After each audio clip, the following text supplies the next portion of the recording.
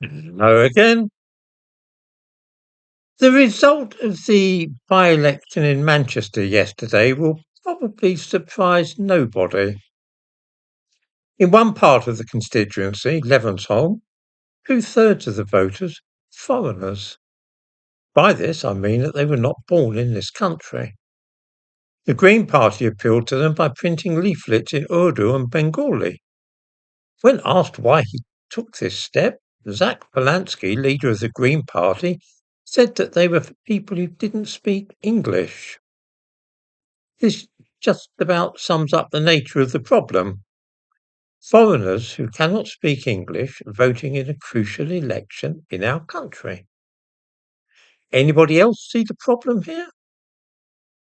Combined with the practice of family voting, where husbands escort their wives to the polling booth and show them who they must vote for, and many of us can see at once that democracy in Britain has failed. The Pakistanis in that part of Manchester voted not because they are concerned about so-called green issues, such as the environment, global warming, and so on, but rather because they wanted to cast a vote which shows their views on events thousands of miles away in the Middle East. And in this way, sectarian and religious voting arrives in Britain.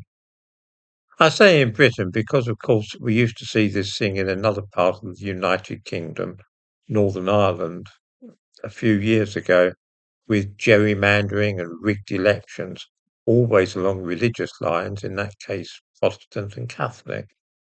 Most of us hoped that this was a thing of the past, but here it comes again. Muslims are voting for the Green Party because they are persuaded that the Green Party is the one most concerned with Muslim issues, such as Gaza. I invite viewers to cast their minds back just 20 years or so ago. In those days, the idea that an election in an English city would have seen leaflets distributed in a foreign language would have been seen as laughable. But then, too, those were the days when you could rely upon a man or woman turning up, giving his name, and not needing to prove his identity to vote by having to show his passport. Another innovation for which we can thank Muslim immigrants.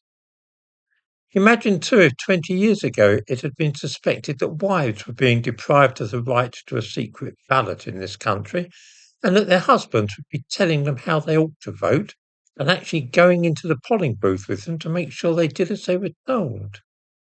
This would have been shocking to anybody.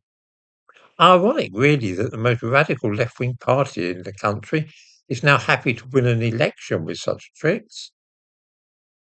I wonder if other people can see what has happened to democracy in this country, and if anybody else is aware that all the rights and freedoms for which we fought are being jettisoned with the willing cooperation of the progressive and left-wing parties. Elections being abandoned, women deprived of their votes, and foreigners who can't even speak English voting as a group for a party on religious grounds.